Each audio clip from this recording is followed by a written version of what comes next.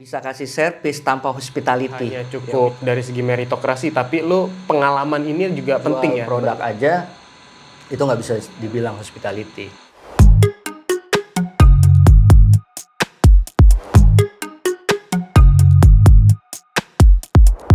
Halo semua, selamat datang di video perdana seputar Hospitality Indonesia, dan gue Ryan Dan gue Aib Syarif. Nah, di sini kita akan berbagi banyak tips, berbagi banyak informasi, berbagi banyak pengalaman untuk teman-teman semua ya.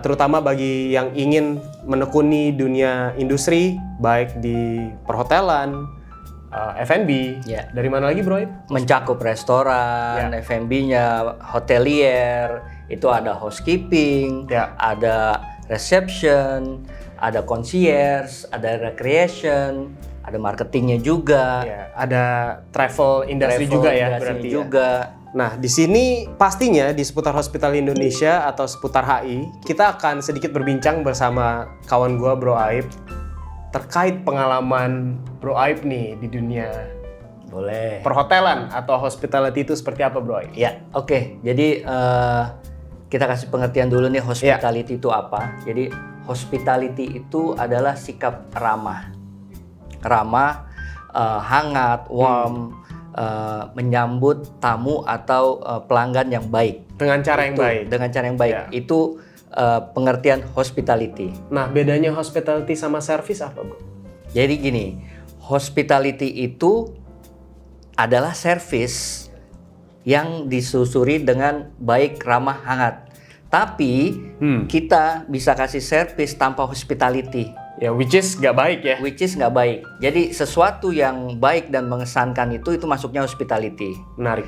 Dan mesti diingat juga hospitality itu bukan hanya di dunia kerja atau perhotelan saja. Di kehidupan sehari-hari pun hospitality harus kita junjung tinggi Harus kita junjung tinggi karena di saat di kehidupan sehari-hari hospitality itu bisa membuat teman kita merasa dihargai, merasa lebih dekat dengan kita. Itu. Pantas nih. Kawan gue satu ini Bro Aib senyum terus nih, berarti itu bagian juga dari hospitality. Mantap. Nah, mungkin Bro Aib share sedikit dong pengalaman Bro Aib selama ini di dunia hospitality seperti apa? Boleh. Dari awal lu meniti karir nih, dan menjadi lika-liku kehidupan lu sampai setengah tua kayak gitu ya? Ya, ABG lah, ABG. Sega. Apa tuh? Setengah gadun. Oke, gua kerja di industri hospitality ini, khususnya di hotelier ya. Itu dari tahun lulus SMK 1999. SMK lu berarti lu ngambil pariwisata? Enggak juga. Gua tuh di SMA biasa. Oke. Jadi di bidang hotel ini kan dia ada pendidikannya. Nah, biasanya tuh kuliah di perhotelan. Nah, kalau gua nggak kuliah di perhotelan, gua kuliah di IKIK. Apa tuh? Ini kagak, itu kagak. Jadi nggak ada sangkut pautnya nih. Jadi nggak ada sangkut pautnya, Bro. Jadi orang mau kerja di hotelier atau di hospitality itu ya tergantung, lebih mantep lagi kalau dia kuliahnya di bidang itu. Tentu. Tapi bagi yang enggak juga bisa juga kayak gua. Berarti nggak hanya cukup dari segi meritokrasi, tapi lu pengalaman ini juga penting ya tentunya. Betul. Karena pengalaman itu adalah the best teacher ya.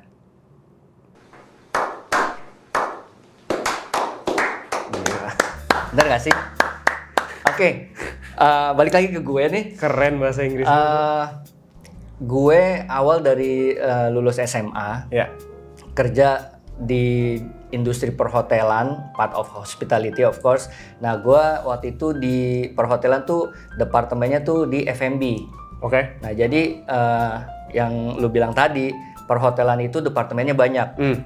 Jadi dia ada food and beverage, ada concierge, front office, ada front office, receptionnya, ada recreationnya, housekeeping, ada housekeeping, bellboy, bellboy, marketingnya juga penting, dan departemen itu semua nggak bisa kerja sendiri. Tentu. Ya, itu semua ketergantungan. Ya, ada kesinambungannya. Yes. Untuk menjadi satu pengalaman hospitality bagi tamu tentunya. Yes, karena balik lagi bisnis hospitality ini lebih ngejual service daripada produk. Tentu. Ya, kalau you jual produk aja itu nggak bisa dibilang hospitality. Tapi you jual produk dengan servisnya itu baru namanya hospitality. Nah sekarang kan kita mau bahas nih tentang hoteliernya nih ya. Pengalaman lu jadi kemana aja nih? Jadi gua masih di seputar hotelier. Gua awalnya tuh daily walker di Hotel Bintang 5. Daily walker, gua nyadar dengan pendidikan gua kalau untuk jadi staff di hotel itu agak susah. Perjalanannya agak berat ya. Agak susah karena in fact ini buat adik-adik yang baru lulus, apalagi yang lulus SMK langsung kerja atau lulus SMA langsung kerja kayak gua, kalau terjun di dunia bisnis hotelier ini untuk karir itu dari awal itu agak susah. Jadi lu mesti ada triknya nih. Nah, gua awal dengan DW, gua pindah ke outlet independen jadi bartender. Ya DW-nya juga DW barback. Nah, karena gua tahu pendidikan gua kurang, nah gua coba ke luar negeri. Nah, belajar untuk kerja. Bukan belajar, kerja. Berarti belajar nggak ada duitnya, bro. Dari titik lo di situ lo udah pemikirannya tuh kerja. Iya. Jadi triknya itu kalau lu pengen jadi staff di hotel dengan pendidikan lu yang kurang, ibaratnya cuman SMK atau SMA doang, lu mesti cari pengalaman dulu keluar. Berarti cara lu harus berbeda dengan yang lain lah. Betul. Gua keluar negeri pada saat itu gua ke Dubai, United Arab Emirates. Berapa lama tuh, bro? Kloter pertama gue sekitar 2 tahun. Pulang lagi ke Indonesia. Nah pas gue pulang lagi ke Indonesia itu semua tempat kerja atau hotel bintang 5 tuh nggak sama kita. Karena pengalaman kita luar negeri. Dan di luar negeri itu nggak ada istilah DW. Langsung staff gitu. Nah baru dari situ kita kerja di hotel bintang 5 dengan staff, yang mana pada saat itu teman gue masih DW aja karena dia nggak keluar gitu ya. Ya di situ bedanya. Nah terus 2 tahun gue di Indonesia, gue merasa penghasilannya untuk dibilang kurang kagak, tapi terus terang nih bro, kalau kita kerja di hotelier ini itu untuk kita bisa langsung punya rumah, punya mobil, itu kayaknya berat dan lama. Nah singkatnya, ini termasuk tip nih guys, singkatnya lu kerja ke luar negeri lagi. Karena di luar negeri itu contohnya hotelier di luar negeri itu kita membayar lebih dari di Indonesia. Nah di situ lu bisa nabung berapa tahun, kayak lu ke kapal pesiar atau lu ke Dubai, balik lagi lu udah bisa, paling enggak lu bisa nyicil setengah dari harga rumah. Berarti lu untuk membangun fondasi lu, karena kan kebutuhan juga nggak ini aja ya bro, setiap tahun pasti kan berubah, bertambah. Apalagi kalau bro udah suatu saat berkeluarga ya kan. Betul pasti banget. Tanggung jawab kan udah bukan sendiri kita lagi gitu. Betul banget. Nah gue balik lagi ke Dubai, terus kelamaan gue di sana. Berapa lama? Gue 10 tahun di sana. Jadi kloter pertama lu 2 tahun, selanjutnya lu 10 tahun di Dubai. 10 tahun, tapi nggak di Dubai aja, gue juga pernah ke Bahrain, tetangga. Terus gue pernah juga di Caribbean Island. Oh bukan Cayman ya bro ya? Cayman tetangga. Gue di Turk and Caicos sebelah Bahama. Itu lu bisa dapet channelnya untuk karena pertama kerja di hotelier. Jadi di hotelier itu lingkupnya temennya itu aja. Dan kita pasti tahu dong temen kan ini sosial media ya kan. Wah ini teman kita di sana nih. Wah teman kita di Dubai. Wah teman kita di Qatar.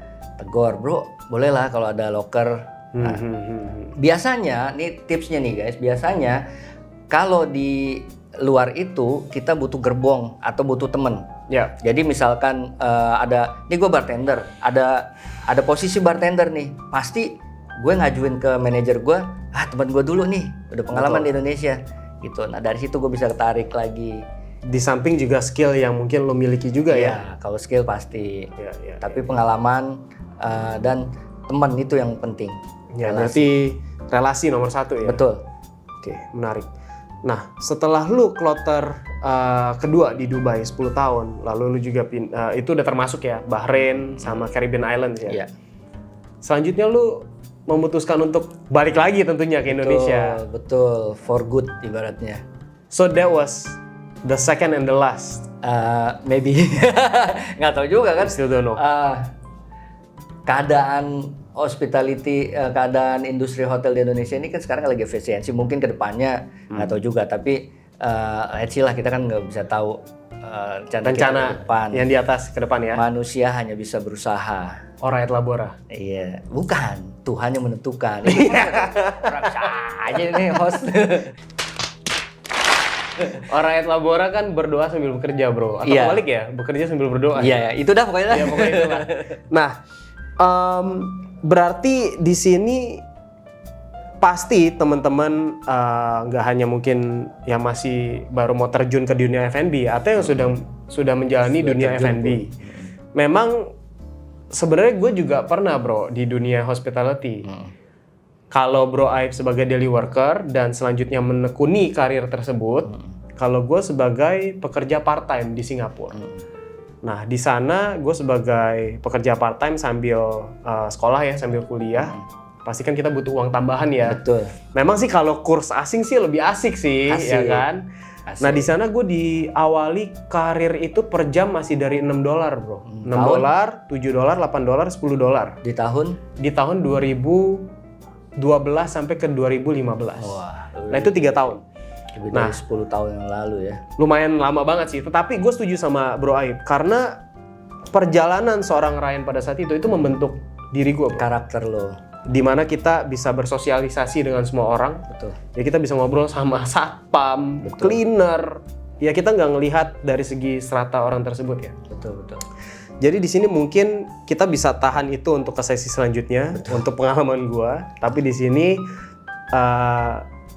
teman-teman semoga di seputar hospitality Indonesia atau di seputar HI banyak ilmu atau case study yang teman-teman bisa pelajari, bisa menjadi sebuah pendorong semangat juga bagi teman-teman ya. Triksnya juga. Triksnya Nanti juga. Kita bahas gimana caranya berkarir di hotelier. Bertahan hidup. Bertahan di hotelier. Apakah profesi hotelier ini yang akan lu lanjutin terus gitu. Itu triknya. Jadi tetap stay tune di seputar HI. Sampai ketemu di video selanjutnya.